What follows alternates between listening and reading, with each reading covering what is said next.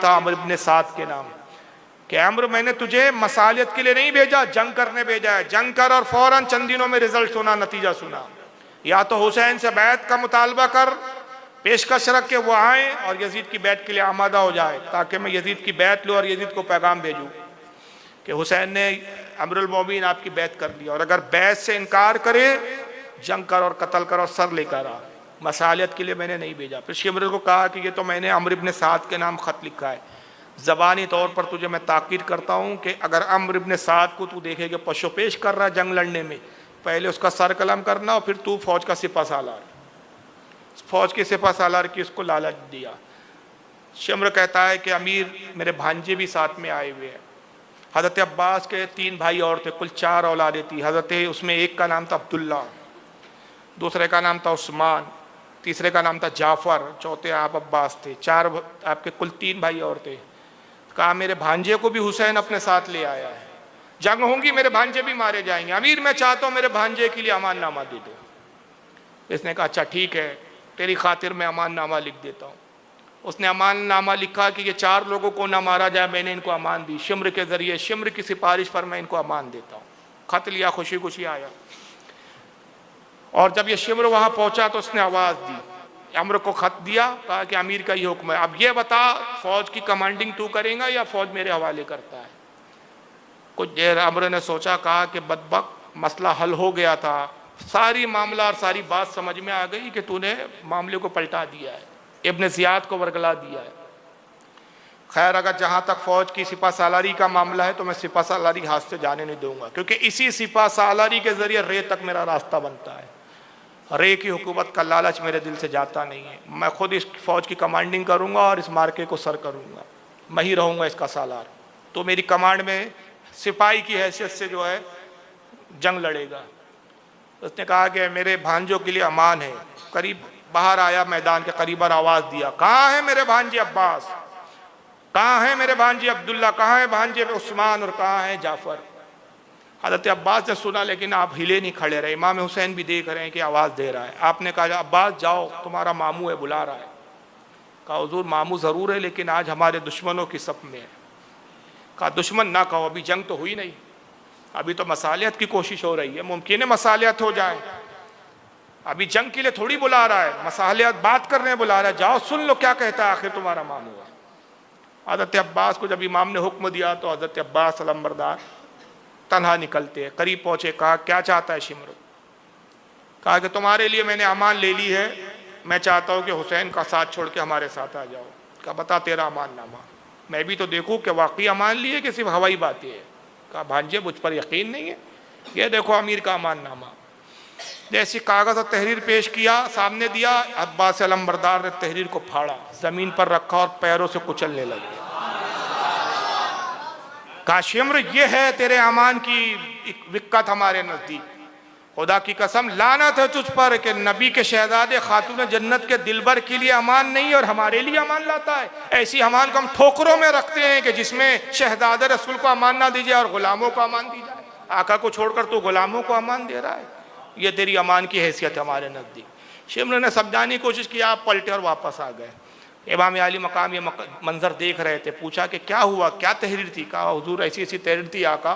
بہرحال امام نے بہت دعائیں دی اور پھر آپ نے فرمایا کہ کوفہ میں میرے خاص عزیز دوست ہے عباس، ان کے نام ایک خط لکھو اور حکم دو کہ فوراً مجھ سے آ کے ملے۔ یہ امام عالی مقام کے بچپن کے ایک ساتھی اور دوست جن کا نام تھا حبیب ابن مظاہر۔ حبیب ابن مظاہر کو ایک خط لکھ کے قاصد کو بھیجا گیا، قاصد کو تاکید کی گئی کہ بہت پوشیدگی کے ساتھ اور چھپتے چھپاتے اپنی جان کی حفاظت کرتے ہوئے حبیب سے ملنا اور یہ پیغام دینا۔ پیغام میں یہ لکھا تھا کہ حبیب میں کربلا میں ہوں اور تم میرے بچپن کے ساتھی ہو، آج حسین تکلیف میں، آج تمہاری مدد کی ضرورت ہے، آؤ حسین کی مدد کرو۔ حضرت حبیب ابن مظاہر کون تھے بھائی؟ بہت بلند بالا مقام ہے، صحابی رسول ہے یہ، امام حسین کے ساتھ بچپن میں کھیلا کرتے تھے یہ۔ ایک مرتبہ روایت میں آتا ہے کہ امام علی مقام کے ساتھ کھیل رہے تھے، اللہ کے نبی مسجد نبوی سے نماز پڑھ کے باہر تشریف لائے، اصحاب ساتھ میں، بچے کھیل رہے، حسین بھی کھیل رہے ہیں۔ نبی پاک نے بچوں کو کھیلتا ہوا دیکھا، خوشی کا اظہار کیا، گئے اور حبیب ابن مظاہر کو اٹھایا، رسول نے پکڑا یہ مچل رہے تھے جیسے بچے کو اگر آپ پکڑے اچانک کھیلتے ہوئے تو بچے آپ کے ہاتھ سے نکلنے کی کوشش کرتے ہیں، ٹکتے نہیں ہیں. تو حبیب کھیلنے کی دھن میں تھے، جب نکلے رسول اللہ نے ان کو زور سے پکڑ لیا، پھر پیشانی کو بوسہ دیتے حبیب کی، رخساروں کو بوسہ دیتے، ویسے ہی محبت کر رہے جیسے حسن و حسین سے محبت کیا کرتے. صحابہ نے دیکھا، بڑی حیرانی کا اظہار کیا، اللہ کے نبی آپ اس بچے کو، اتنے سارے بچے کھیل رہے، ان سارے بچوں میں اسی بچوں کو آپ نے لیا اور اس سے محبت کر رہے، حضور آخر کیا بات ہے؟ آپ نے فرمایا میرے اصحاب تم نے وہ چیز نہیں دیکھی جو میں نے دیکھی. یا رسول اللہ آپ نے کیا ملاحظہ کیا؟ کہا میں نے دیکھا جہاں حسین کے قدم لگتے ہیں اس جگہ کی مٹی کو یہ اٹھاتا ہے، ماتھے پہ لگاتا ہے، آنکھوں پہ لگاتا ہے، جہاں حسین کے قدم رکھتے ہیں. اور اس کے بعد آقا نے دعا دی کہ کہا کہ حسین سے تمہیں محبت ہے؟ کہا حبیب نے کہا ہاں یا رسول اللہ مجھے محبت ہے. کہا کہ تم آخر تک حسین کے ساتھ جیو گے اور حسین کے ساتھ مرو گے، اور جنت میں بھی حسین کے ساتھ تمہارا درجہ اور مقام ہوگا. یہ بشارت دی. یہ بعد میں صفین میں یہ بھی تھے مولا علی کے ساتھ، اور اس کے بعد یہ کوفہ کے آباد ہو گئے تھے. جب امام علی مقامی نے خط لکھا، خط پہنچا، رات کا وقت تھا جب قاصد پہنچا، یہ کھانا کھانے میں مشغول تھی، بیوی ساتھ میں کھانا کھلا رہی تھی، اسی وقت قاصد پہنچتا ہے. یہ کھانا کھا رہے تھے، قاصد آیا، حسین پاک کی طرف سے میں آیا ہوں، پیغام لکھ کر آیا ہوں. حبیب نے کہا کیا پیغام ہے؟ پڑھ کے سناؤ. کہا حضور آپ کھانے سے فارغ ہو جائے. کہا سناؤ میں سن رہا ہوں. کھانے میں مشغول رہے، اس نے پڑھنا شروع کیا. امام علی مقام کا مضمون تھا کہ حبیب تمہاری مدد کی ضرورت ہے، میرے دوست میں تمہارے انتظار میں ہوں، اور مجھ سے کربلا میں مجھے روک لیا گیا، کربلا میں آ کے مجھ سے ملو. اس طرح کا مضمون تھا. پورا جب مضمون مکمل ہو گیا، قاصد کھڑا رہا. کہا حبیب کیا حکم ہے، کیا پیغام ہے؟ کہا پیغام کیا ہے؟ جاؤ حسین سے کہہ دو کہ معذرت چاہتا ہوں کہ میں نہیں آ سکتا. کہا بس اتنا ہی کہنا ہے؟ کہا ہاں جاؤ اتنا ہی کہہ دو کہ فی الوقت تو میں ابھی نہیں آ سکتا. قاصد نے کہا جو حکم. وہاں سے جب قاصد پلٹا تو حبیب کی بیوی بیٹھی ہوئی تھی، بڑی حیرانگی کا اظہار کر کے کہتی ہے حبیب میرے شوہر یہ کیسا بیان دیا آپ نے؟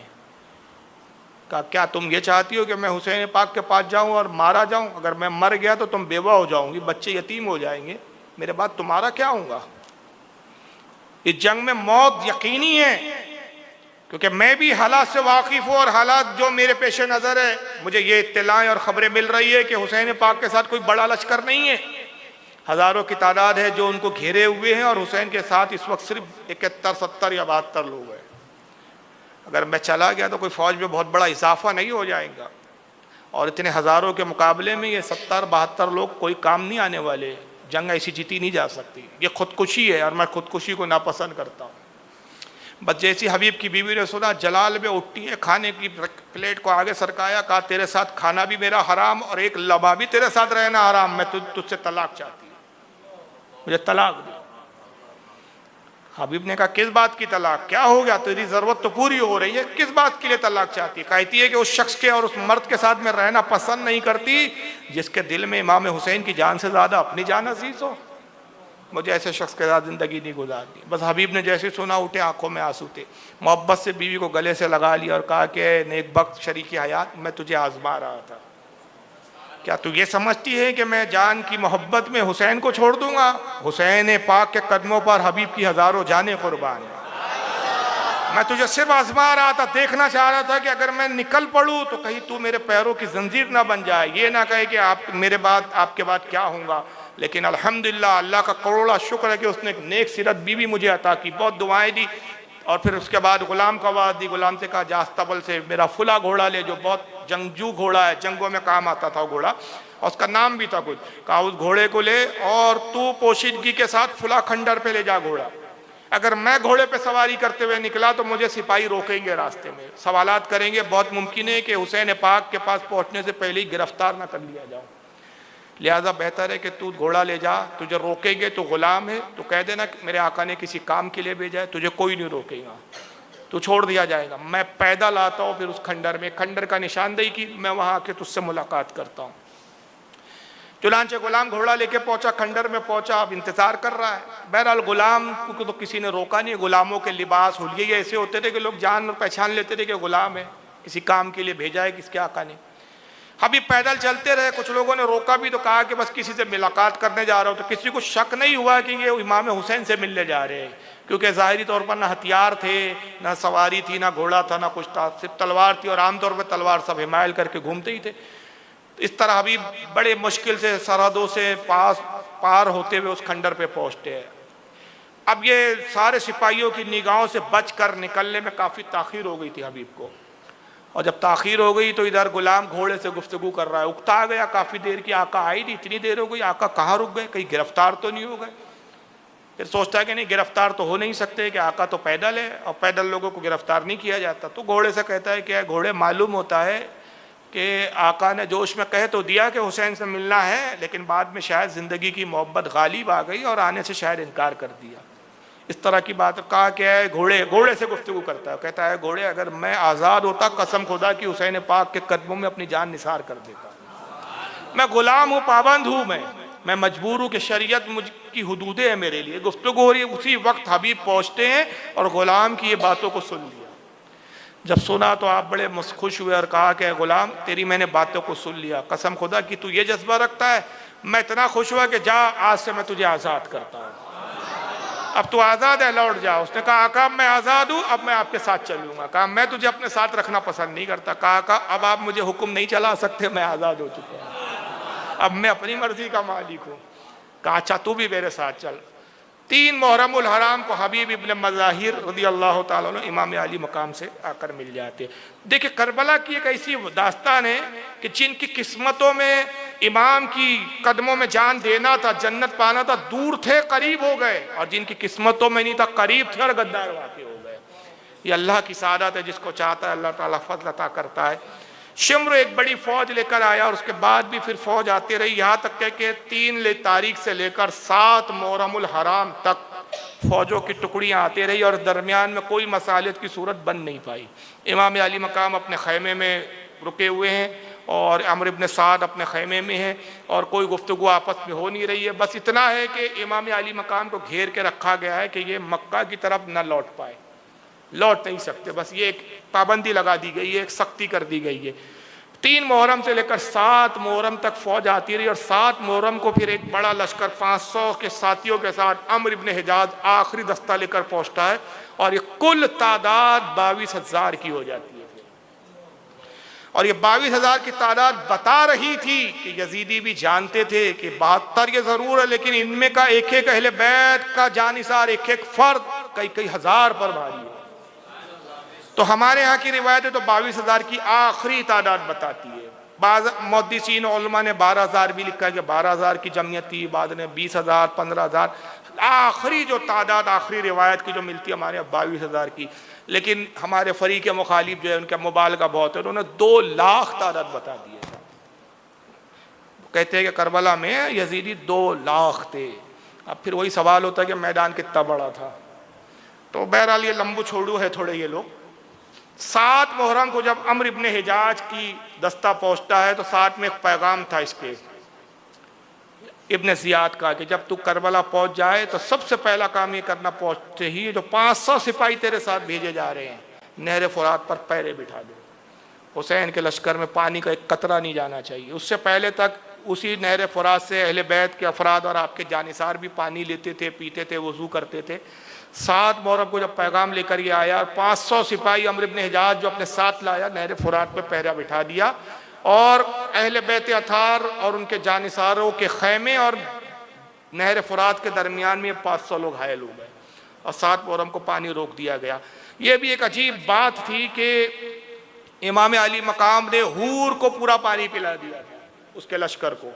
یہ بھی ایک عجیب بات تھی کہ صفین کے موقع پر مولا علی کے سپاہیوں نے اس تالاب پر قبضہ کر لیا تھا جہاں پانی کا ذخیرہ تھا۔ صفین میں جب حضرت امیر معاویہ سے جنگ ہو رہی تھی، حضرت علی کو پتہ چلا، مولا علی آئے اور آپ نے فرمایا کہ پانی پر تم نے قبضہ کیا ٹھیک ہے، لیکن پانی سے اپنے دشمن کو محروم رکھنا بھی مروت کے خلاف ہے، لہذا اپنے دشمن کو بھی پانی پینے دو۔ تو امیر معاویہ کے سپاہیوں اور ماننے والوں کے لیے، چاہنے والوں کے لیے وہ پانی پینے کی اجازت دے دی گئی تھی، لیکن دیکھیے آج مولا علی کے ہی شہزادوں پر پانی روک دیا گیا تھا۔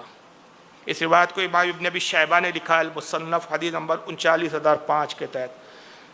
7 سے لے کر 8 9 اور پھر 9 کی رات 10ویں شب لگتی ہے عاشورے کی، پانی بن رہا اور اہل بیت اطہار کے خیموں میں جو کچھ پانی کے ذخیرے تو دھیرے دھیرے ختم ہو گئے۔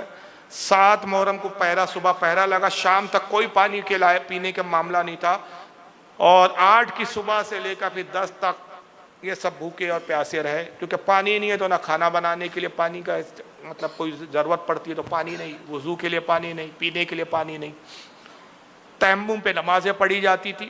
حالانکہ بہت لوگوں نے اب آج کل ایک بڑے عجیب محقق پیدا ہو گئے ہیں، اب اس کے لیے تو ایک نشست لینے کی ضرورت ہے الگ سے، جو کہہ رہے کہ نہیں پانی بند نہیں کیا گیا تھا۔ کل تک یہ غیر مقلد نام نیاد اہل حدیث کہتے تھے، اب ہمارے بیچ کو سنی کہلانے والی بھی کہہ رہے۔ پچھلے بار ایک دلی کے کوئی مولوی صاحب تھے، بڑے چیخ چیخ کے کہہ رہے تھے پانی کوئی بند نہیں ہوا تھا، جھوٹ جھوٹ جھوٹ جھوٹ۔ سب سے پہلے آپ ہی سراپا جھوٹ ہے جناب، جھوٹ جھوٹ چلا رہے ہیں، وہ جھوٹ ہے، اور اپنے آپ کو سنی بول رہے، پتہ نہیں کیا بولنا چاہ رہے، کیا بتانا چاہ رہے۔ حالانکہ حافظ ابن کثیر نے لکھا ہے کہ پانی بند کیا گیا، ابن الاسیر نے لکھا ہے، ابن الاسیر نے الکامل میں پانی بند کیا گیا۔ یہاں تک کہ اگر آج کے ہمارے متاخر علماء کی بات کر لیں ہم، تو اس کے اندر اعلیٰ حضرت کے بھائی، اعلیٰ حضرت کے برادر حضرت علامہ حسن رضا صاحب آئین قیامت لکھی، انہوں نے لکھا پانی بند کیا گیا، اور وہ کتاب وہ ہے جو خود اعلیٰ حضرت محرم کے موقع پہ سنتے تھے، مجلس منعقد ہوتی تھی۔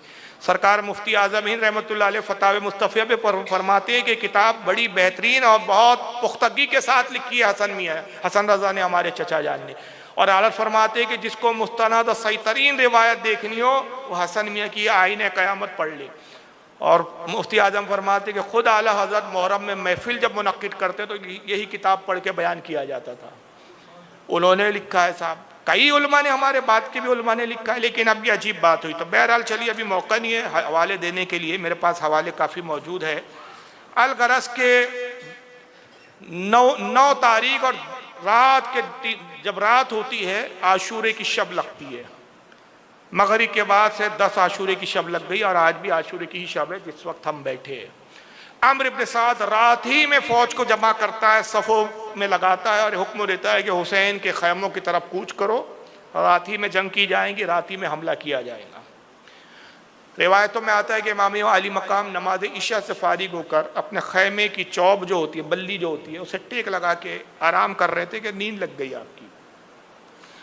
پھر اچانک اس وقت بیدار ہوئے کہ جب یہ لشکر خیمہ حسین پاک کی طرف آتا ہے، تو حضرت زینب نے آپ کو بیدار کیا، ہلایا، بھائی اٹھیے آپ، یہ لشکر ہماری طرف چلا آ رہا ہے۔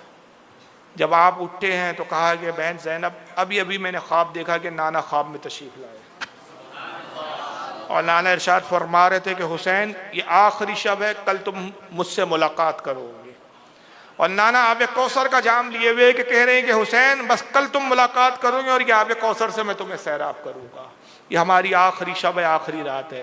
حضرت زینب رونا شروع کر دیتی، آپ نے تسلی دی، کہا کہ زینب ابھی صبر کرو، تمہیں تو ابھی بہت رونا ہے، بہت کچھ دیکھنا ہے، بہت کچھ ایسے دردناک مناظر سامنے تمہاری نگاہوں کے ہوں گے جس کی دیکھنے کی اور سننے کی تم متحمل بھی نہیں ہو سکتے، تو ہمیں صبر کرنا ہے۔ بہرحال تلقین کی، پھر حضرت عباس کو بلایا، کہا عباس یہ فوج کیسے چلے آ رہی ہے؟ آپ نے کہا کہ آقا معلوم ہوتا ہے کہ یہ حملہ کرنے کا ارادہ رکھتے ہیں۔ آپ نے فرمایا جاؤ ابر سے کہو کہ اتنی جلد بازی، ابھی رات کا وقت ہے، اگر وہ جنگ ہی چاہتا ہے تو 1 رات کی ہمیں مہلت دے دے، وہ جانتا ہے باخدا کہ مجھے رات میں پروردگار